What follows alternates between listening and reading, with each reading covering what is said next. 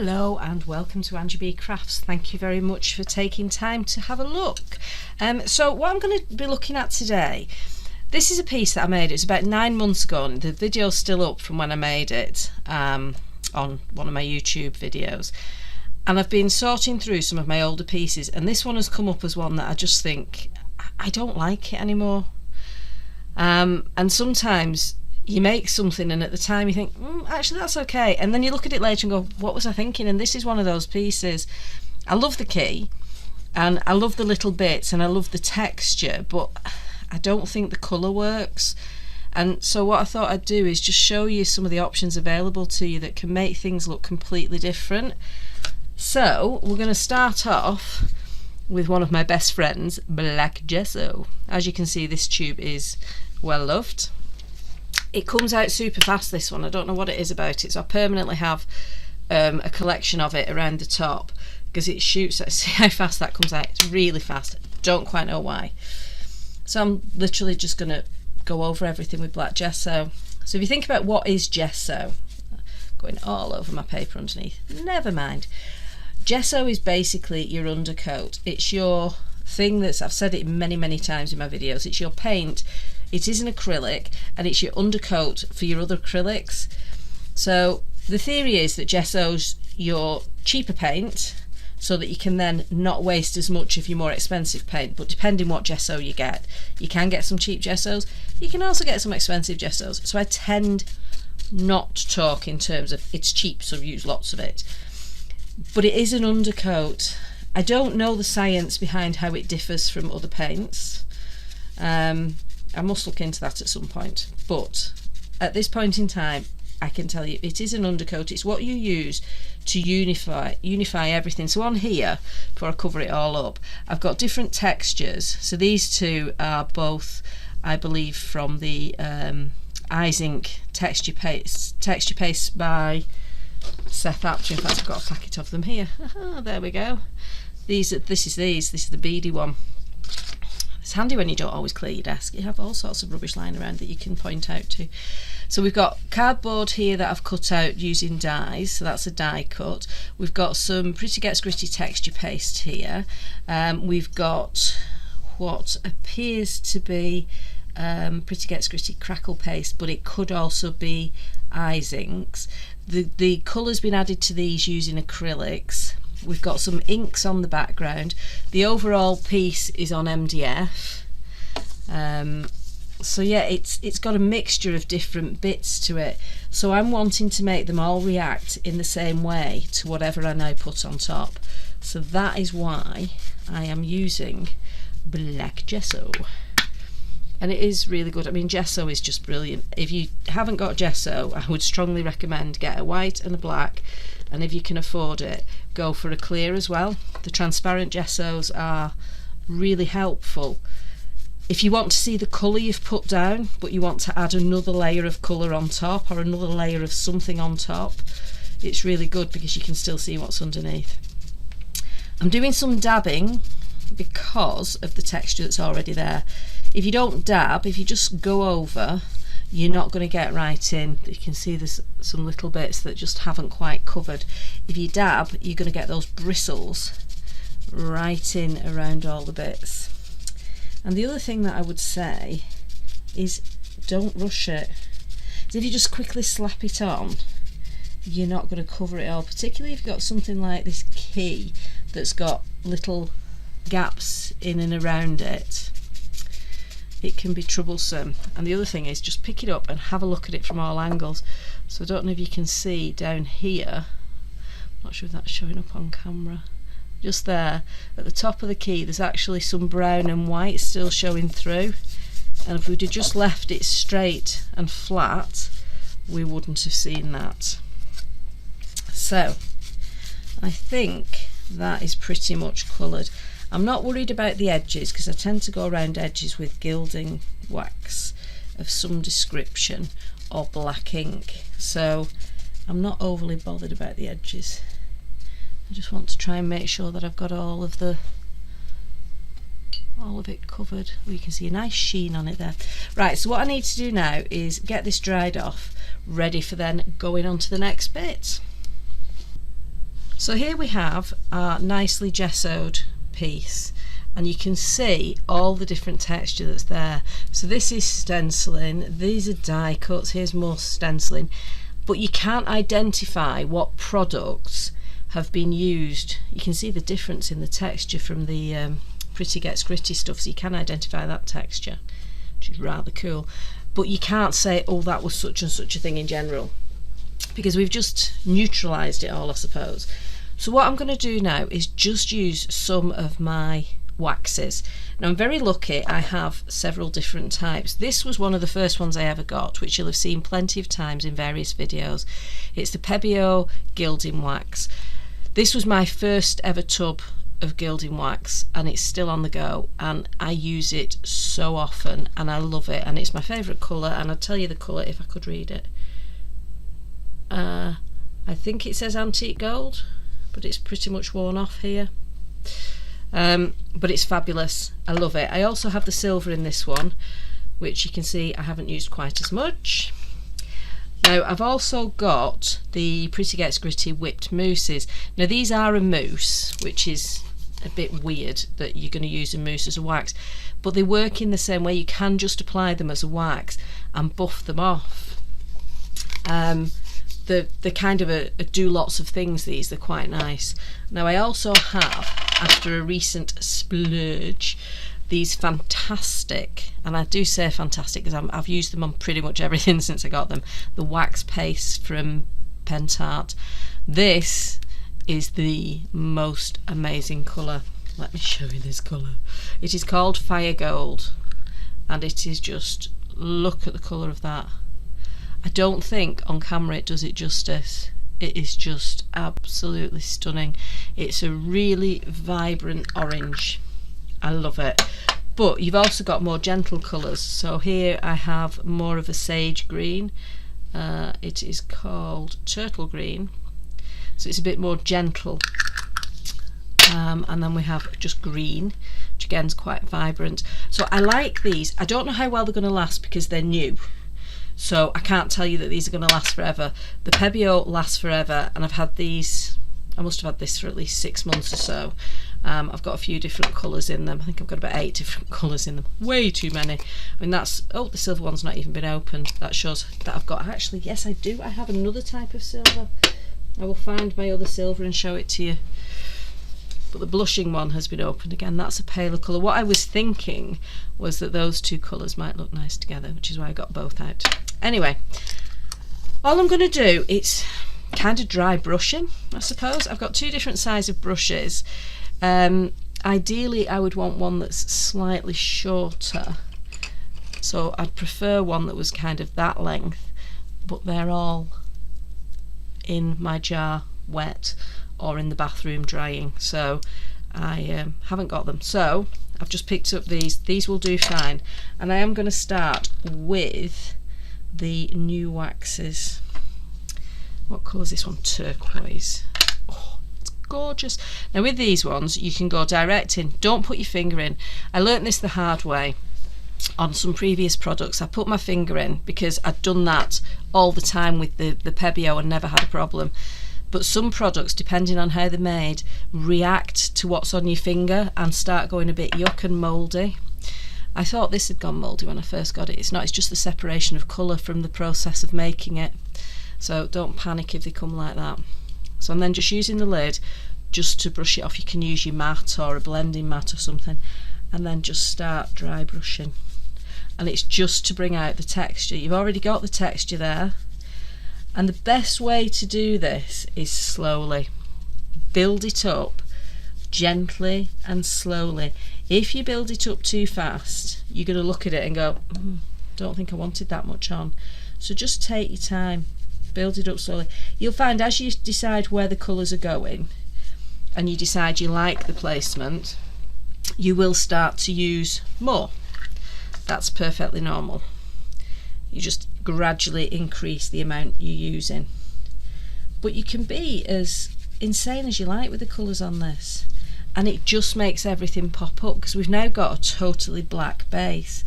And dry brushing, even if you just dry brushed with white paint, you don't need to have waxes and the like to do this. Just doing it with white paint is just going to bring that texture to the fore. And with dry brushing, what you're doing is you're actually keeping the paint or the paste or whatever it is you're using at the end of your brush, and because of that it's not splodging. It doesn't move around everywhere. These brushes are well used, well loved, but very nice and clean because of my fabulous cleaning Dr. P.H. Martin cleaning stuff, which I love. There is a video on that if you want to see it, because it's absolutely brilliant stuff. It cleans it even when you've left it for days. I love it. Anyway, that was an aside. So just put a little bit on. If you put too much on, you're going to end up putting smears of colour. You're just wanting it on the tip and then gently going over. If you want less, as I showed you at the beginning, you can just dab it into the lid or onto your mat and then apply it. And decide where you want the colour, or don't, just do it randomly. I just tend to go random when I do this. And you'll see I'm not changing my brush, and that's because these tend not to transfer. You can see which one I like the most because it's got the most taken out of it. The more you use your brush, you'll find it does start to go further and further up, so just be conscious and take a little bit off. Look at the vibrancy of that.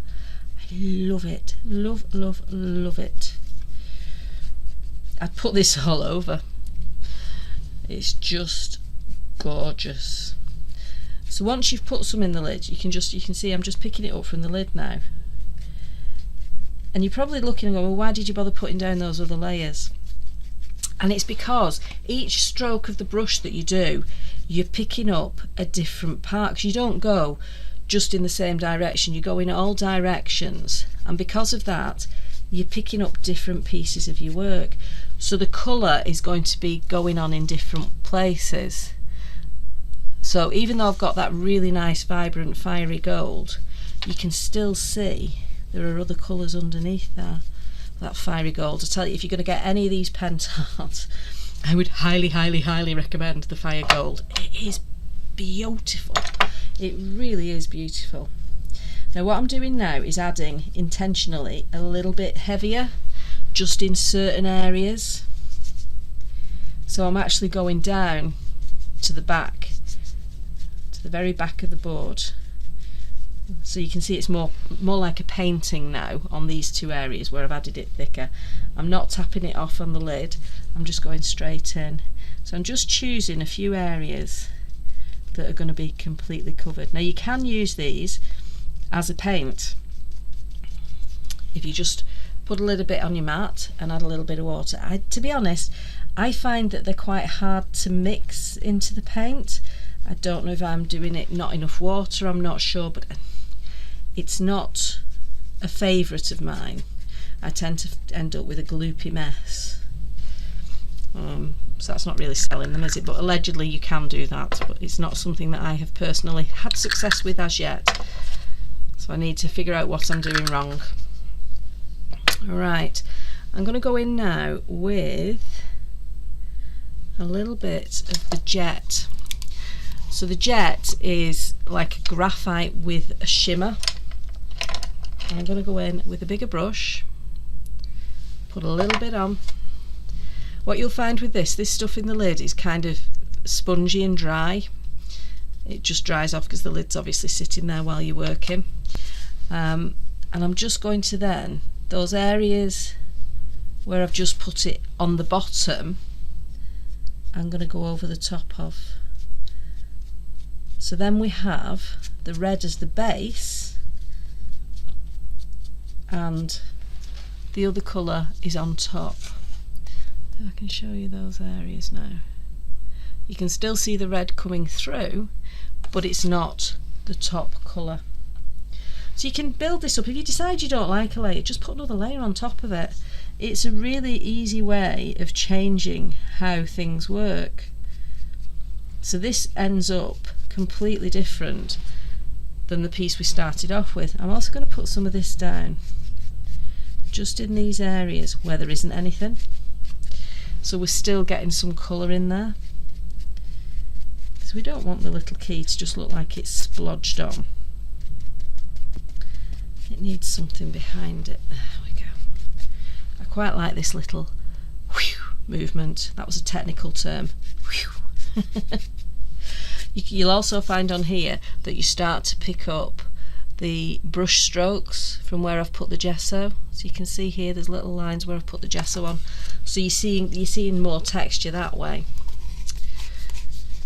Right, I am now going to go for my good old favourite, my Pebeo, and for this I do, without fail, I use my finger, and it's never ever gone mouldy.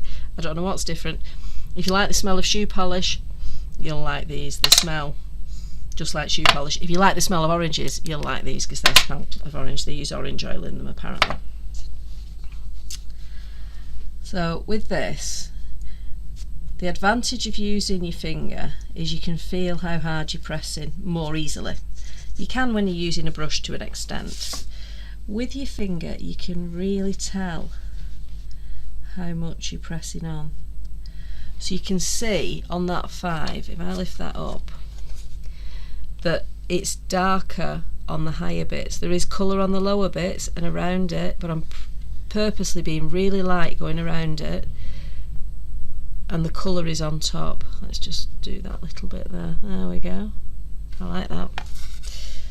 So that's the advantage of being able to use your finger. You can use your finger with the others, excuse me, but what I would say to you is if you're going to use your finger, take it out of the jar, not your finger. Take the product out of the jar and put it onto a palette or a mat of some description, because if you do that you're not contaminating the jar, which is what you're trying to avoid doing.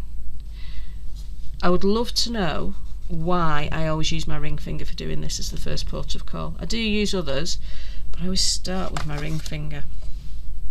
I'm quite liking the way this antique gold is going.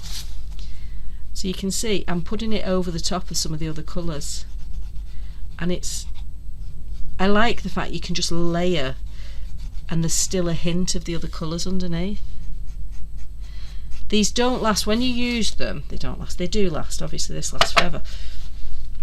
What they don't do is last a long time to spread them out. So each time you brush over something with them, you're transferring the colour, and it's not like a paint that you can carry on spreading and spreading and spreading. It tends not to happen. Particularly in brushes, they stick to the brush bristles, so make sure you do clean your brushes well after use. And as I say, the PH Martin stuff really does clean this out of the brushes. I think it's brilliant. I'm loving this. This is such a simple way to take a piece that you kind of don't like and go, oh, let's see if we can improve it. And you can just keep adding this to your heart's content, trying different colours, seeing which one does work and which one doesn't. So I want a little bit of this gold coming in here. So I've not been particularly, you can see there, I've pressed harder there. Can you see the difference on either side there? That's where it's pressed quite hard, that's where it's pressed gently. It's exactly the same. I've gone straight into the pot on both sides, but there's a difference. But you can also see as I'm rubbing now, there's just a little bit coming off. So you're getting a much paler colour. There's still some there, so it's still got some to transfer, but it's much paler. Right, what we're going to do, I think I've got enough of that gold on. Thinking a little bit of the pink. So this is magenta, which is rather a nice colour, but I only want little bits of this, little hints. It's not really bright, it's not as bright as the orange one is. So you can see that colour separation in the lid again, so you can see it's just the coloration of the wax that goes on in the making process. So don't panic if you see bits in your lid like that. I must admit I really did. I was like, oh my word, what is this rubbish I've bought? It wasn't rubbish at all. So what I've just done there is put it on and then rub it off again. So you're reducing the amount of colour, but you're also spreading it out a little bit. So if I show you just on a piece of paper, I've just got a piece here. I'll do it on top of this because it might pick up some texture. But this is how much is still left on your brush. But when you're just dry brushing it, you don't see all that. It doesn't come off as easily, so you tend to re-dip. So when you have finished dry brushing, it's useful if you have got an art journal or a piece of paper, or even just using a ragget, and just clean your brush off by brushing over. And it's quite a nice way to clean your brush off. I just want to take a bit of that off because I want it quite pale.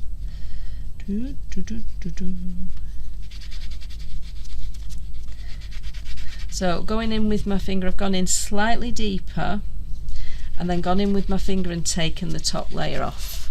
So again, it's just different ways of actually changing the look of the colour you're putting down.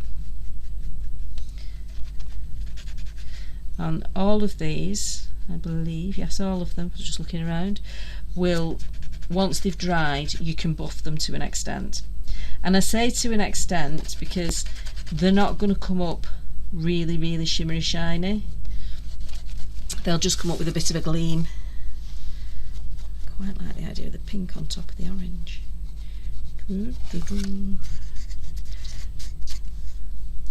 Oh, I like that.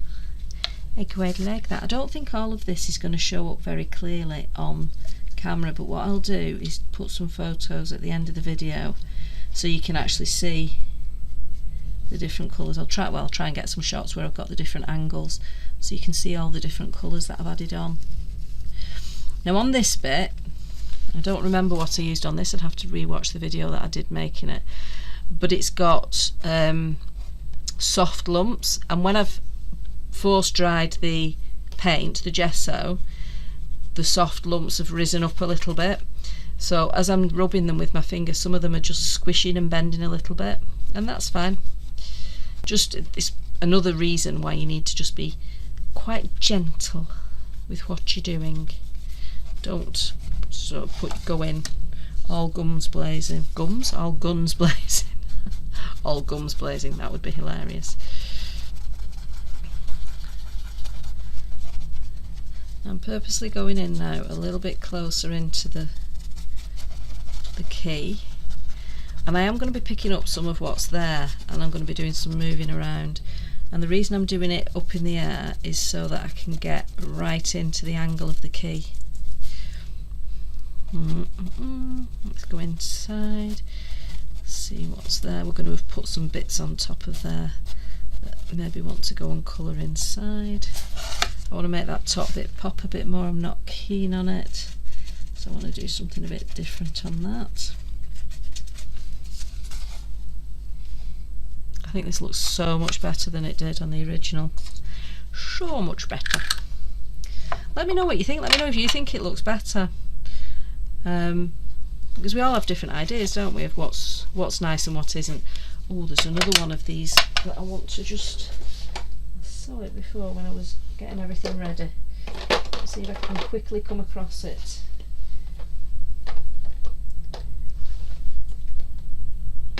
There it is.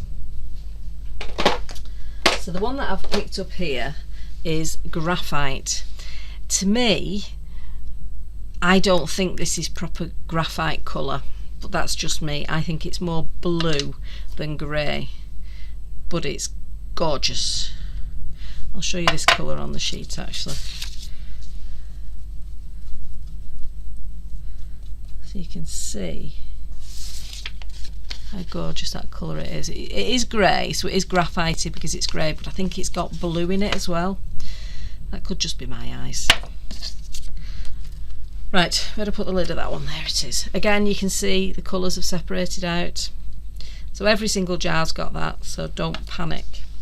I'm going to go in with the graphite on here because I just want to knock back the vibrancy a little bit. So I'm using a thicker layer. I've decided I don't like the colours that are on there as they are, so I'm using it as a thick paint. I like further down, but I do need to make it uniform, so I'm going to add some of the graphite all the way down, right down to the bottom, and then we can bring back the other colour. But I just think the key needs to stand out. It's the focal image and I want it to stand out.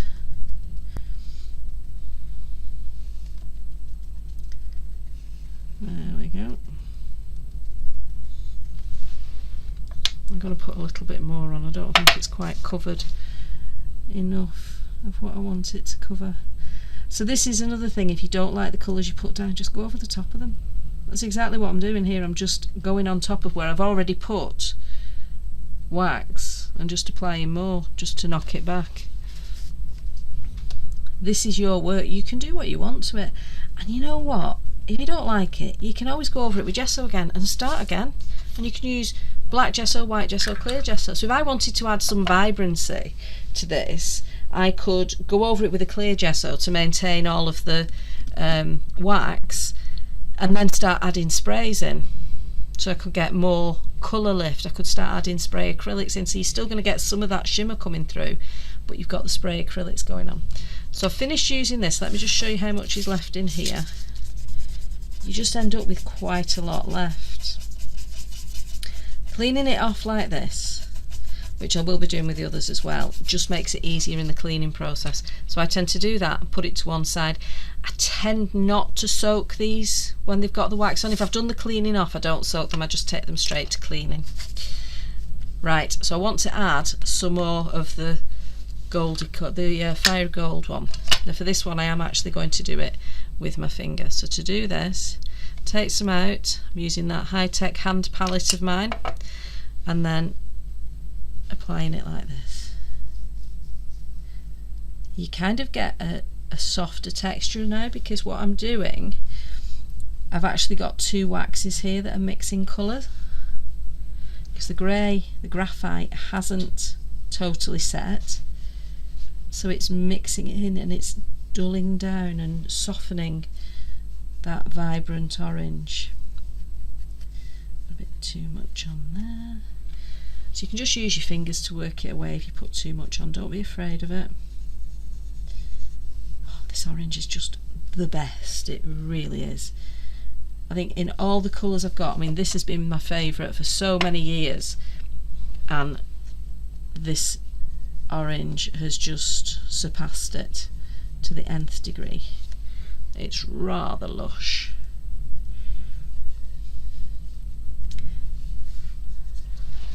Right.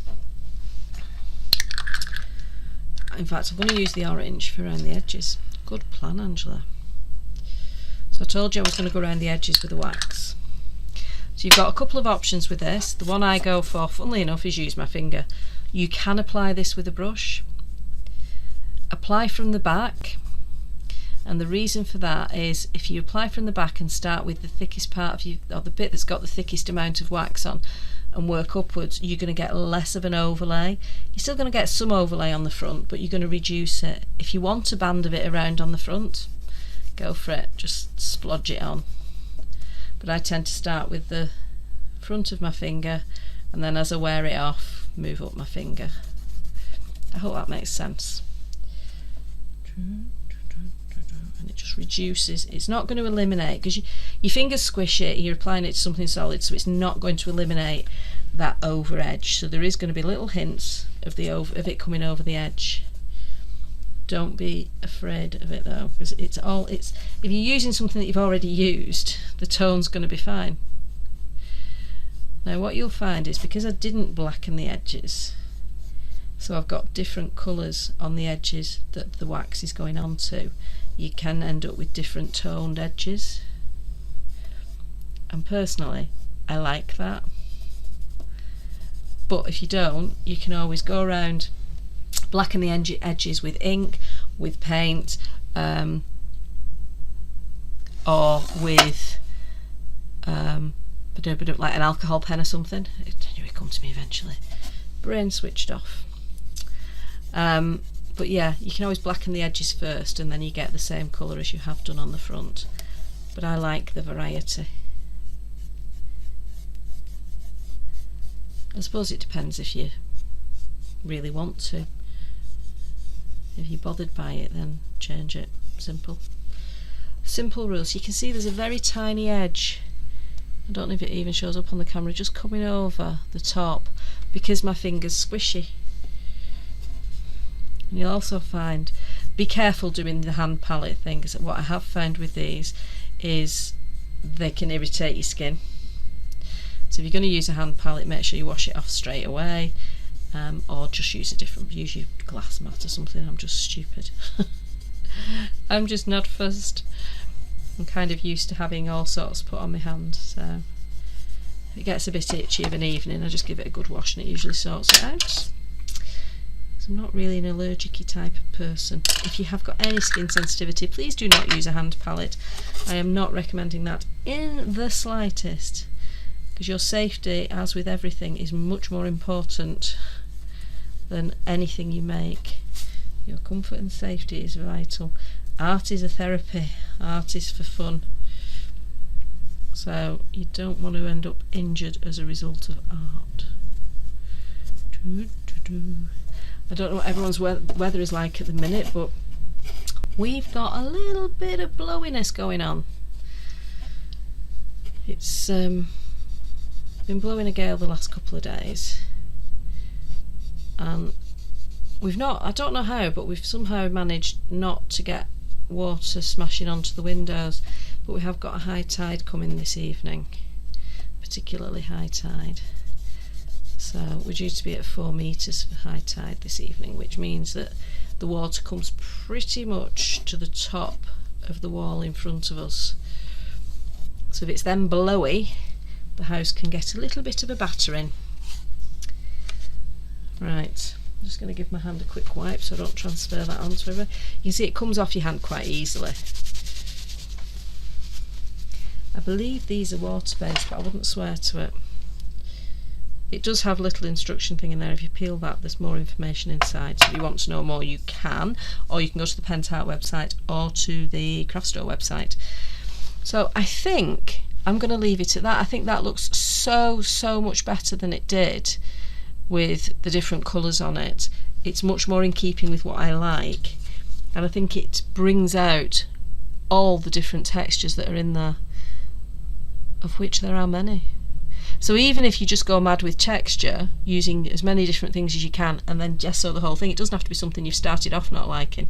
Just add loads of texture, add gesso, and then use your various waxes. You can use paints, as I say, you can use just a white paint, or you can use metallic paints, or whatever you want over the top. It's going to lift that texture. I hope you've enjoyed watching that. If so, please subscribe and like, and drop me a comment. Let me know what you think about the different waxes, if you have a favourite wax or not, and have a look at me on other social media. I'm on Facebook as Angie B Crafts. I'm on Instagram as Angie Mary B, and hopefully I will see you again in the future. Bye for now.